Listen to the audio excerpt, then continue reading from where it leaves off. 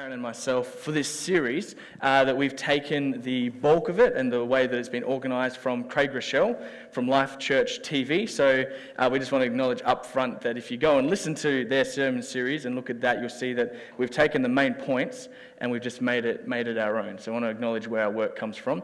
And if you're interested, and this topic really does interest you, go and Google Life Church TV, Craig Rochelle Making Change, and you can go and look at his sermons, and he also does an in-depth look at all of these topics as well.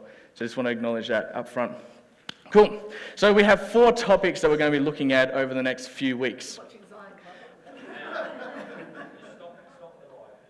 Huh. That's not a direct thing. They are watching that out the back, but not obviously there now. I wish I had his swag. All right. The 4 topics that we're looking at. That is so good. I'm sorry, Steph. I stuffed it up when I pulled the USB out. My bad. That's a good graphic. So the 4 topics that we're going to be looking at over this series is less is more. That's what I want to look at today. Stress is bad. Everyone agree with that one? I think we can. Giving is good. Sometimes. Most of the time. It's good. Giving's good. And tomorrow matters. So looking at our future. So today I want to have a look at this idea that less is more. So the disclaimer for myself as I begin this topic, I just want you to know, as I said before, that I do love talking about finances. It makes me so happy. There's 2 things when it comes to the Christian faith that really excite me. The resurrection of Jesus, because I think that's pivotal to every person's journey and the church as a whole. And finances, because so many issues that we have are to do with our relationship with money. Especially in our context we currently sit in, which is a very heavy materialistic, consumeristic culture. So a lot of the issues that we have as younger people is driven by the fact that marketing is done to such a high degree that people honestly believe that we cannot live without this, that, or the other. And the fact that we are affluent enough to afford it means that our relationship to money is really important, because it can be very easy to knock God off as the one in control and put our finances, our job, our home, our own happiness up there instead. So for me, that's why I love talking about finances, because I do believe it is really important. Also, for some of us, we didn't get taught by our parents what good money management looks like. So that means we went into our 20s and we just sort of replicated, and we found ourselves getting into the same financial traps. And for some of us, because of our poor money management, it cost us relationships, it made us do jobs we didn't want to have to do, and it took us to places we didn't necessarily want to have to go. So I think it's important that as a community we take opportunity wherever we can to look at money and to look at our relationship to finances. So let's get into it. This idea that less is more. Who has seen the ad from a company, or has seen any ad from a company that says, "You have enough"? Who has gone onto their web browser and said, "I can turn ad block off because I know when I go onto websites there's going to be nothing being advertised at me telling me that I should have something else"? No. You and I know for a fact that people out there are trying to convince us that less is not more, more is more. And in fact, when you have whatever it is that you finally have been advertised, you go back online and there's a newer one. So you go and get the newer one to make sure you can keep up with whatever is happening. And like that video just said, if we have issues in our life that we want to solve, the answer is simple: just get more money. Go to your wallet, go to your bank, go to your wallet. We have this perception amongst us that we need more, and that is very important that we have the finances to be able to do that. And because we buy into this idea that you and I need more, we go and we sometimes do some unwise financial things. Sometimes we go and get a credit card because it came in the mail and it said I was eligible. I should sign up for this credit card. I'm eligible. How important this bank thinks of me and my financial situation. They're willing to offer me $5,000, $10,000, $15,000 of credit, and I can always pay it back later, right? And so we go and we start to build up a lifestyle which is advertised to us that we need to have more, more, more, and more. And then we run into a problem, and if you've ever heard the song Bills by Lunch Money Lewis, you know what the problem is. Once we have more, we get bills, and when we got bills, we've got to pay. And we find ourselves in a situation financially where we are beholden to our financial obligations that we bought into. And it's really sad For some of us, we've experienced this. For some of us, we've seen other people experience this. But it can be really sad when we see someone beholden to their financial obligation and they don't even get enjoyment from the thing that they bought with that financial obligation. They don't know where it is. They don't use it anymore, but they're still paying monthly to make sure that they keep on top of the bills that they have.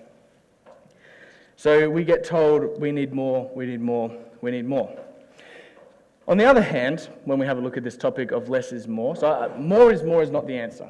On the other side of it, when we say less is more, we're not saying to have nothing. Because some of us can get a bit defensive and go, well, I know what it's like to not have a lot, and I don't want to have a little. I want to have more than I used to have. I don't want to have nothing.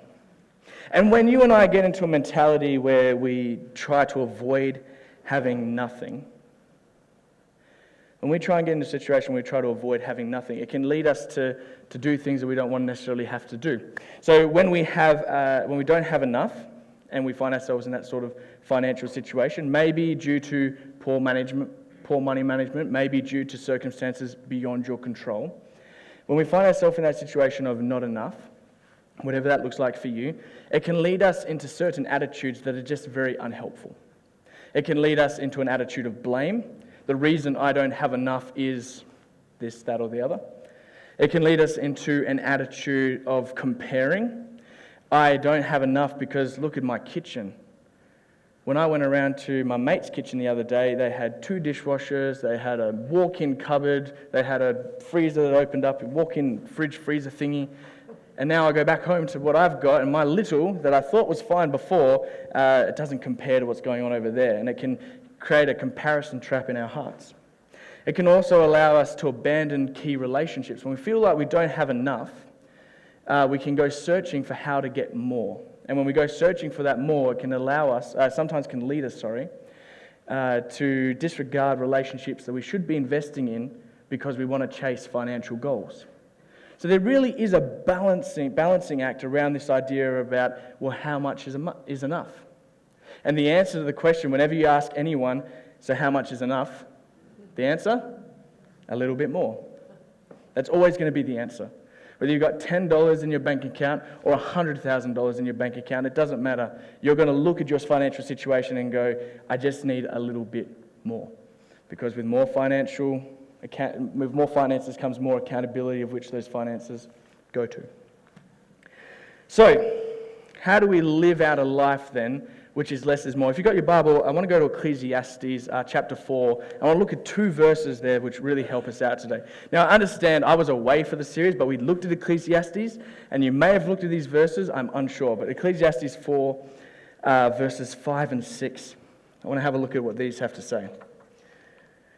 So here's verse 5. It says, foolish people, fold their hands and they ruin themselves. People who are unwise fold their hands and so they ruin themselves. Verse 6. Better to have 1 handful with tranquility than 2 hands full with toil and chasing after the wind. I love these 2 verses.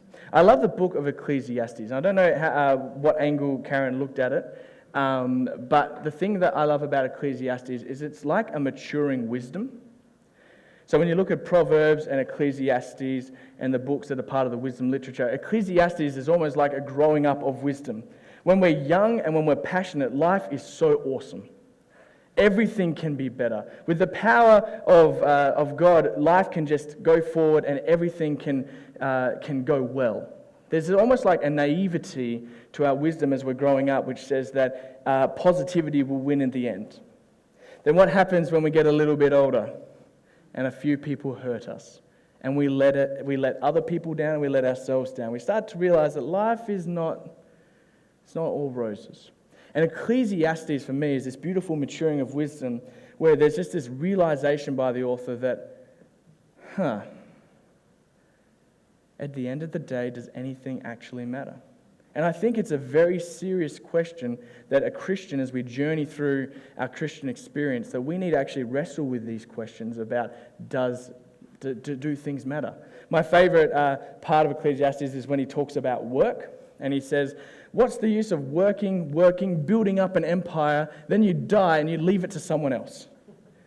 What great wisdom is that? Who here wants to be on their deathbed going, thank you, Lord, that I had the opportunity to build up this amazing empire. I'm going to give it to someone else. Who knows what's going to happen with the past year? I'm so glad I sacrificed my friendships, my family, my free time, my vacation time, but I built up this amazingly great thing.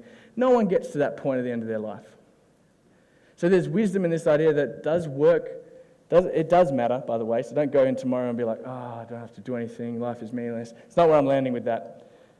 Work matters, but realizing work in its place, realizing that it is not the be-all and end-all, is very important.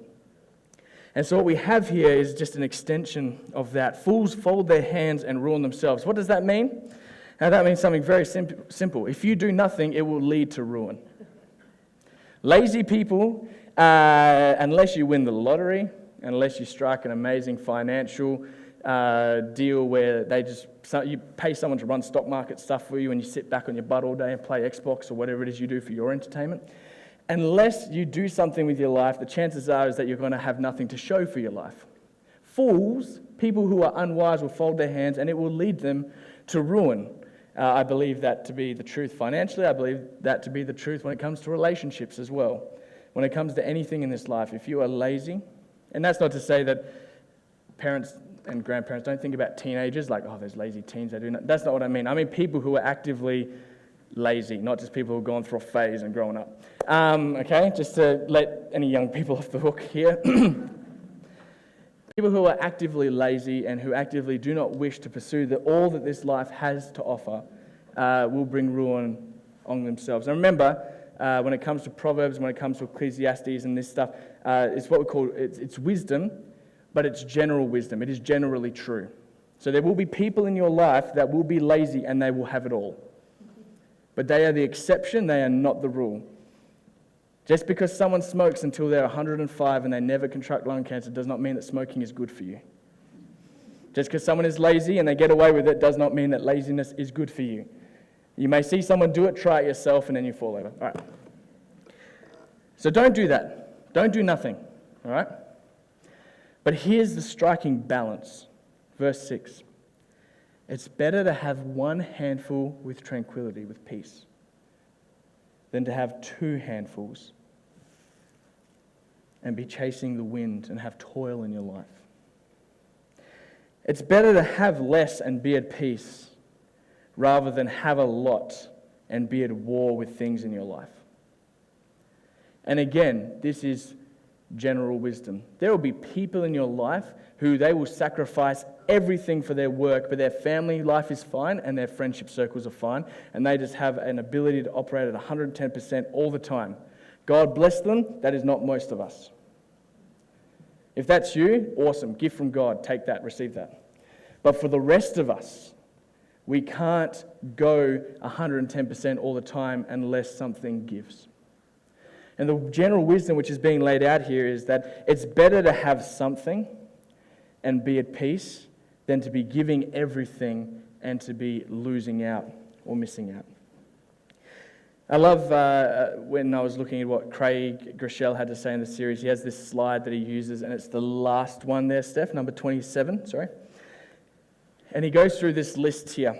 It's better to have a handful of stuff. It's better to have one handful, and one handful of children that you love, intimate friends, vacation memories, that's an important one, a good marriage, the ability to make a difference. It's better to have something and still have your passion for Jesus than to have both hands working to the bone and losing out on some of that stuff. When it comes to this idea that less is more, I'm not trying to define for anyone in this room what more looks like. I just want to look and heed some wisdom from Ecclesiastes that says that more does not look like throwing everything into gaining for this world, because you will lose something from this world. And for some people in this room, if you'd heard this message 10, 15 years ago, you may still have some relationships that got burnt a little bit because you put work or something else before what actually matters. When I said before that idea that when you get to your deathbed, no one thanks God for all the stuff that they've made, you and I can make an active decision before we get to that point to say that actually there are more things that matter to me in this life than just having it all. There's more things to this life than having the possessions, than having the latest iPhone, than having the latest Apple Watch, having the latest TV. Mynell and I, after I got my tax return, I looked at my TV and I went, oh, it's a little small. Because we hung our TV up on the wall, we bought a house, moved into the house, and they had the wall bracket already on the wall. Otherwise, I would have just put it on a bench. But I put it up on the wall, and you know what I realized when you put a TV on a wall? It's smaller than the wall. So when we got our tax return, there was a discussion we were having, and I said to Mynell, this is great. Do I have permission to share? No, cool. So as we were, I got the nod of approval. I said to Mynell, I'm just going to go have a look, all right? And Mynell goes to me, all right, don't go buy a TV. And I said to her, but if I come back with one, will you be upset? No. She said, no, I'm not telling you to go buy it, but if you come back with a TV, it's the way it goes. So I went out and I went looking. So I went out with this mental image of what I wanted to look for. And I went and had a look at all these different TVs, went to JB Hi-Fi, took Ezra with me, and boys and JB Hi-Fi, so much stuff to grab. My goodness. And he loves vacuum cleaners, running around with a Dyson. I'm trying to talk to the salesperson. He's gone and he's grabbed a remote from somewhere. It's in a washing machine. I don't know what. I thought to myself at that point, I've got to buy something because I feel guilty. Otherwise, my child has just slowly destroyed the store. And here's where it stopped for me. And I'll just be totally honest with you. I got there. I saw a TV that I wanted. I went, oh, actually, I would really like that. And I was ready mentally. I was ready to go up there and to purchase the TV. And you know what the man said to me? This is about 4 p.m. on a Friday. And the man says to me, the warehouse is closed, you'll have to come and get it Monday. Can it fit in my car? It can't fit in your car. You'll have to pay $55 for delivery. So I did not buy the TV. I didn't buy it. I had to wait. And now I had to pay for delivery. I'm not paying for delivery. I'll get a ute and come pick it up. Here's what happened at the end of all that. I went in thinking to myself, I need a new TV. I looked at the wall and I looked at the fact that I had the money in the bank account. I thought to myself, I need a TV. But when I'd got there, and even though I had made my mind up, an extra little hurdle jumped up and I just said, you know what, I don't need that anymore. It's almost like I had a clarifying moment, because I was ready to buy it. I had a clarifying moment when they asked, are you willing to wait till Monday? And I thought to myself, and I said, you know what? I'm not willing to wait till Monday because I want it now. So if that TV was available then and there and I could fit it in my car, I would have a new TV on my wall. But the two questions that stopped me from that was are you willing to wait? I'm actually not willing to wait. And are you willing to pay $55 for delivery? I'm not willing to pay $55 for delivery, even if it was a portion of the price. I'm willing to pay that much for the TV, but getting it to my house, I'm going to do that for free. I'm going to strap it down on the roof or whatever. I was even Googling, can you lay a TV down? Because they said no, but I was Googling, and Google said it's better not to lay a TV down. And I didn't want to get home, put it up on the thing, and there's a huge crack through it, so I just left it be. Thank you for allowing me to vent that out. If anyone has a TV they want to give me, that's absolutely fine. Look, my TV is fine. It works. It's amazing. It does what a TV should. Here's the point when it comes to less is more. There are going to be times in your life where you feel that you need. We have it all the time. And when you have excess income, and we're going to talk about excess income over the next couple of weeks when it comes to the idea is that giving is good and tomorrow matters. What we do with our finances really reveals a lot of where we are sitting in that time and that place. Because when we have enough, we operate, I believe, as God designed us to operate. When we have enough, when we have food on the table, whatever it is, the lifestyle that you've adjusted to at this point in time, when that lifestyle is met and you are going, I am at peace with where I am, that is a great place to be, and that brings you to a point of saying, I have enough. But when you have excess, that actually shows us what's actually in our heart. Because You've seen a tube of toothpaste? You squeeze toothpaste, right? You don't squeeze toothpaste and water comes out. You don't squeeze toothpaste and money comes out. You squeeze toothpaste, what comes out? Toothpaste. When you and I are at peace, we're like a tube of toothpaste with no pressure on us. We can just be. But the moment that financial pressure is applied, whether it be because we have a lot or because we have a little, that's pressure being applied to the toothpaste. And when it gets applied, whatever is actually in us comes out. You want to put someone and see what they're actually made of, what their character is made of, give them a lot of money and see what they do with it. Because when we are at peace and we have enough, we can maintain whatever it is that we have going at that time. But when we have pressure, and especially financial pressure, it will reveal what is actually going on deep within our soul. That's why I love to play the game If I Won the Lotto. I'm preparing my mind. I never buy tickets, so I'm not going to get it. I'm not going to win. But if I suddenly someone said, "Here's $100 million," first I would celebrate, obviously. But I like to think through, well, what would I do with that? Now, here's the difference between playing If I Won the Lotto versus actually winning the lotto. If I won the lotto is me thinking at my best, if I had $100 million, of course I would give that to charity. Of course I would give that to family. Of course I would do good with it. But you and I are not going to know what I would do with $100 million until I've got it.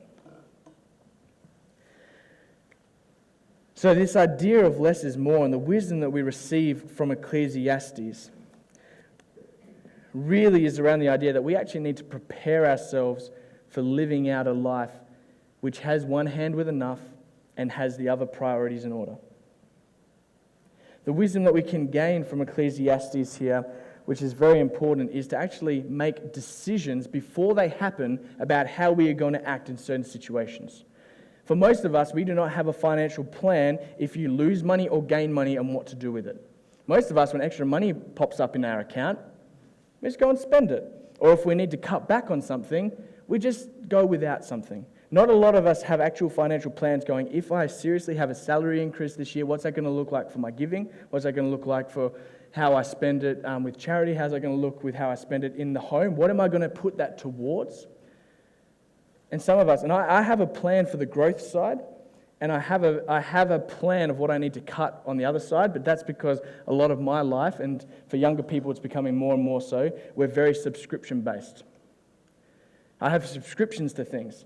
So I go, if I ever need to cut back, I just need to go and start cutting back on subscriptions, because that's just the life that we live in now. We don't have flash cars. We own both of our cars outright, which means we're not making car payments, which is awesome. When I got a loan for my car, that was one of the scariest things for me. Scared Marnell like crazy because she does not like debt. Buying a house for her was a bit like, okay, we're in debt. We owe people, because being in debt sucks. There's no freedom to that. Your money is predetermined to go to someone else. You don't have the freedom to go and bless someone in that situation.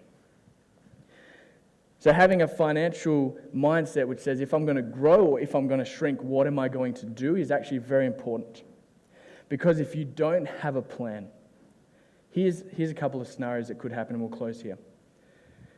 You could grow financially. And because you don't have a plan of what to do with the excess money that you've been given, you spend it on stuff that doesn't matter and that can actually potentially drive a wedge in relationships that you have. The restaurants you eat at and that I eat at, and the way that we live our life with our friends that we have around us, has sort of come to the situation that it has because it works in our relational circles. As soon as you start to want to move beyond McDonald's and start to go and eat at a fancier place, you start to exclude certain friends that can't go to that place. Once you start to have a bit of money and you want to send your kids to a new school, that's awesome for your kids, but that does mean that that's going to take you out of relationship with where you are currently and put you into new relationships. That might be a good thing, but that could also take away some relationships that actually matter to you. If you have excess wealth, it means you could run a birthday party for for your kids or for yourself, and you just want to go all out, and your friends start to look at you and go, well, look at Mr. Big Shot. He's got laser tag at his party. And everyone's over 18. Laser tag's awesome. We should do laser tag. Laser tag would be great. Anyway, and anyone else? We should just have You know how we do Nerf stuff at youth? We should do something like that in here. Because shooting guns with fake and no consequences is fun. Anyway, what you do with your affluence and with what comes out of that can potentially start to make people view you in a different light. And I'm not saying that's bad. That's not what I'm saying. I'm just saying you need to be aware of what having more, the outcome and the consequences of that is. It means you're going to leave certain people behind and you're going to embrace new people. And in that change, you can lose something. Some of the things that go when you start to earn more money that it just shows is like church attendance actually starts to go down. Why would I go to church on a Sunday when I could be holidaying?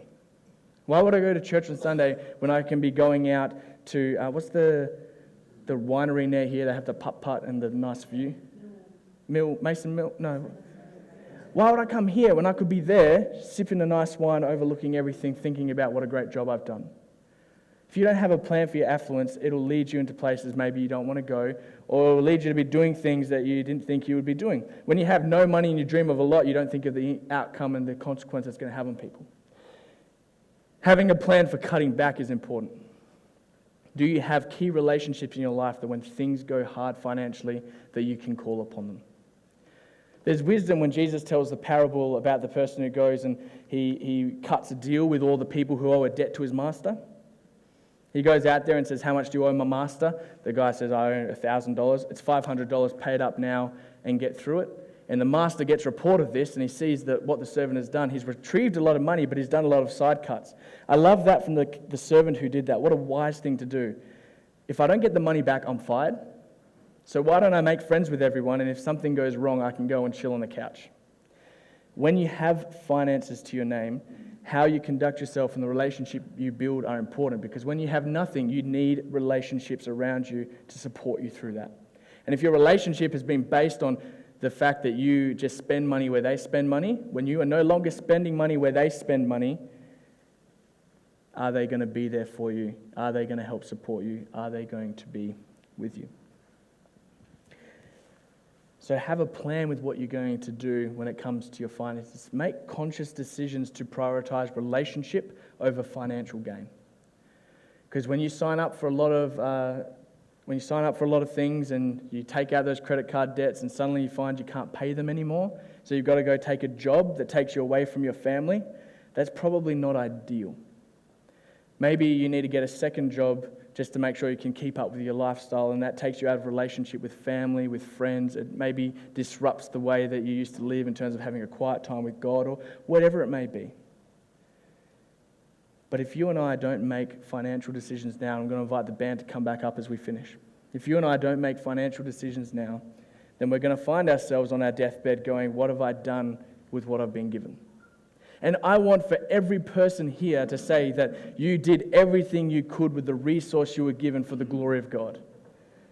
The danger is that as we get accustomed to wealth or whatever it is going on in our lives, that we get sidetracked, and instead of being about the kingdom of God, it becomes about the kingdom of Josh. The kingdom of insert your name here. Because you've got to keep up with the bills, got to keep up with the Joneses, got to keep the advertisers happy. If you don't buy the new thing, the advertiser can't sleep at night. So go buy the thing.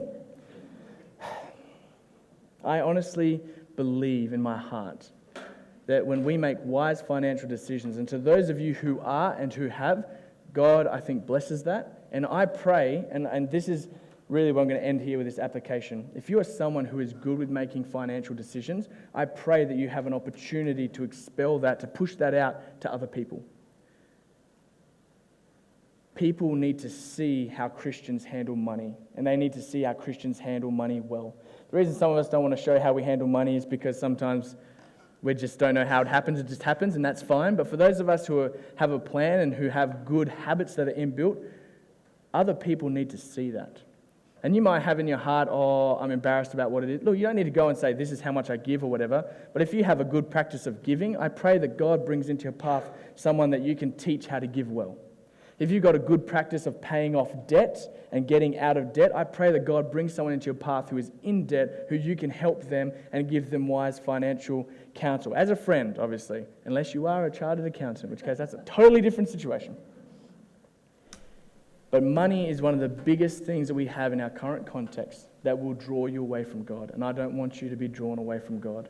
I want you, I want your kids, I want your grandkids to know how to use money as the tool that it is and not make it the God that it's not.